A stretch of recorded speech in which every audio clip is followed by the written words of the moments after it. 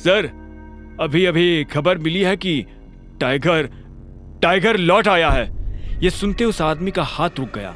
उसने लड़की के गाल पर से हाथ हटाया और हाँ में सिर हिलाते हुए सिगार पीने लगा। आप कहते हैं तो? सेक्रेटरी आगे कुछ कहता, उससे पहले उस आदमी ने कहा, अभी नहीं, अभी अभी तो आया है, थोड़ा उछल कूद करने दो, पर हाँ, इस बार उसे पिंजरे में डालने की गलती नहीं करनी है। सेक्रेटरी ने हाँ में सिर हिलाया और वहां से निकल गया। Who is Tiger? बगल में खड़ी उस लड़की ने पूछा। तुमने इन साहब का चेक किससे पूछकर फाड़ा?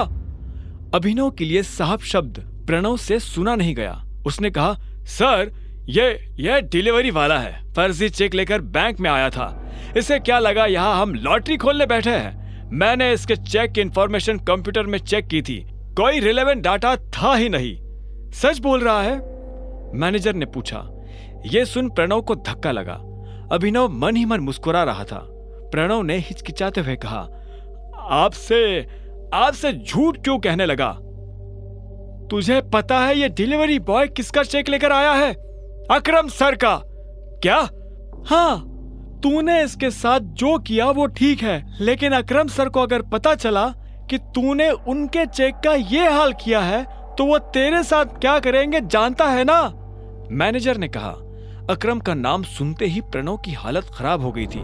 इतने में मैनेजर ने कहा, एक काम कर, वो रही टेप और ये रहा चेक, इसका एक एक टुकड़ा जोड़। क्या सर, तुझे नौकरी से निकाल रहा हूं? नहीं सर, मैंने क्या किया? शाबाश, ये तुझे सुनाई दे गया, और इससे पहले जो कहा वो है? आखिरकार प्रणव ने चेक को बड़ी मेहनत से जोड़ा और मैनेजर को दे दिया। मैनेजर ने उसे देखा और प्रणव को बाहर जाने का इशारा कर दिया। जैसे ही प्रणव बाहर गया तो मैनेजर ने अंदर से कमरे का दरवाजा लॉक किया और अभिनव के पास आते हुए बोला, टाइगर, तुम इतने सालों से कहाँ थे? पहले ये बताओ कि तुम मेरे पापा से कैसे जुड़े हुए हो? मैं उनकी टीम का हिस्सा हूं, मैनेजर ने जवाब दिया। इतने में बलराज ने कहा, टाइगर वापस तो आ गया है, लेकिन मोंटी के वापस आने तक किसी को भनक भी नहीं लगनी चाहिए, वरना गेम हो जाएगा।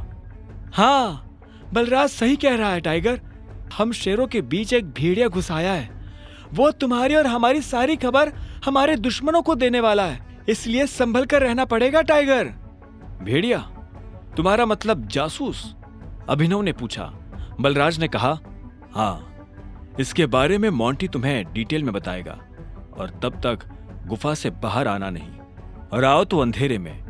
इस बीच हमें तुम्हारे पापा यानी हमारे संजय के कातिल का भी पता लगाना है, और साथ ही ये भेड़िया। इस ग्रुप में और कौन कौन है जिससे अभी मिलना बाकी है? मैनेजर ने कहा, इस ग्रुप में है मोंटी, अकरम, बलराज, मैं यानी डीके, इक्का, पार्कर और अलायना। क्या? अलायना? यानी हमारे ग्रुप में एक लड़की भी है? हाँ, इससे पहले उसकी माँ इस पोजीशन पर थी। 1 साल पहले उसकी डेथ हुई तो अलायना उसकी जगह पर आई है। टाइगर, वो लड़की नहीं, आग है, आंधी है, चलता फिरता अंगारा है। मैं अपनी जिंदगी में अलायना जैसी किसी से नहीं मिला। शक्ल, अक्ल और तेवर उसके पास तीनों है। मैं समझा नहीं, अभिनव ने कहा। बलराज उसके पास आया और बोला, जिद्दी, उसके आगे मुझे अपनी जिद कुछ नहीं लगती। कहने को ग्रुप में वो बस एक लड़की है, लेकिन उससे पार पाना हम में से किसी भी मर्द के बस की बात नहीं है। यह सुनते ही अभिनव समझ गया था कि बलराज का इशारा किस तरफ है। अलायना को यह मनवाना कि वो टाइगर है अभिनव के लिए भारी होने वाला था। तुम जल्दी से उससे भी मिल लोगे, पर वो तुमसे मिलेगी या नहीं पता नहीं। मुझे नहीं लगता कि टाइगर के लिए उसे मनाना मुश्किल होगा। मैंने जैसा सोचा था यह आदमी वैसा है नहीं। बलराज की यह बात सुन डीके के कान खड़े हो गए। उसने बलराज को देखा और बोला, टाइगर ने तुम्हें रिंग में पटका क्या? यह सुनते ही बलराज जोर से हंसा और उसने हाँ में सिर हिला दिया। उसे देख डीके भी जोर जोर से हंसने लगा। आखिर में डीके ने कहा, तुम्हें कितने पैसों की जरूरत है? मैं दे देता हूं। चेक मैं अकरम के ऑफिस से री इशू करवा लूंगा।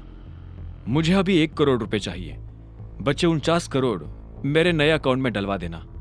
अभिनव ने कहा और ये सुन डीके उसके लिए पैसे लेने चला गया। उसके जाते ही अभिनव बलराज के पास आया और बोला, एक बात बताओ, ये अलायना के बारे में तुम कुछ जानते हो क्या? आगे की कहानी जानने के लिए देखें अगला एपिसोड सिर्फ पॉकेट एफएम के यूट्यूब चैनल पर, और द रिटर्न ऑफ टाइगर के सारे एपिसोड्स को सुनने के लिए डिस्क्रिप्शन में दी लिंक से डाउनलोड करें पॉकेट एफएम ऐप।